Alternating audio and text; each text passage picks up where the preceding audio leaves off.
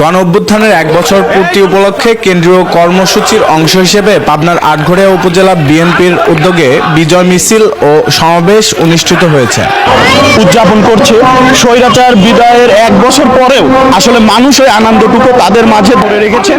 এবং মঙ্গলবার ৫ আগস্ট বিকেল ৪টায় দেবোত্তর বাজার সংলগ্ন এলাকায় শুরু হয় এই কর্মসূচি। মিছিলটি দেবোত্তর বাজার পাবনা চাটমোহর সড়ক প্রদক্ষিণ করে পুনরায় একই স্থানে এসে সমাবেশে পরিণত হয়। এই সময় প্রধান অতিথি হিসেবে উপস্থিত ছিলেন পাবনা জেলা বিএনপির আহ্বায়ক হাবিবুর রহমান হাবিব, আটঘরিয়া উপজেলা বিএনপির আহ্বায়ক আতাউর রহমান রানা, আটঘরিয়া উপজেলা বিএনপির সদস্য সচিব মোহাম্মদ মনিয়ার হোসেন আলম, আটঘরিয়া যুবদলের আহ্বায়ক মোশাররফ হোসেন, স্বেচ্ছাসেবক দলের সদস্য সচিব কামাল সর্দার সহ অন্যান্য নেতৃবৃন্দরা। বক্তারা শহীদদের স্মরণ করে সবার কাছে তাদের জন্য দোয়া চান এবং দেশের জনগণ গত ১৭ বছর ধরে ভোটাধিকার থেকে বঞ্চিত, তাই অন্তর্বর্তীকালীন সরকারের অধীনে একটি অবাধ সুষ্ঠু নির্বাচনের জন্য দাবি জানান।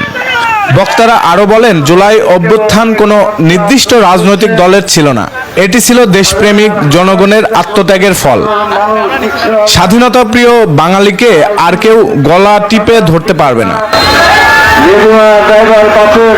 বাসের হেল্পার, খেটে খাওয়া মানুষ যারা মিছিলে গিয়েছিলেন, সংগ্রামে শহীদ হয়েছিলেন, তাদের রক্তের বিনিময়ে ফাঁসি সরকার আজকে দিনে বিদায় দেওয়ার কারণে আমরা আজকে ৫ তারিখে মুক্তভাবে বাংলাদেশের মানুষ আজকে তাদের দেশভক্ত কর্মসূচি পালন করতে চাই।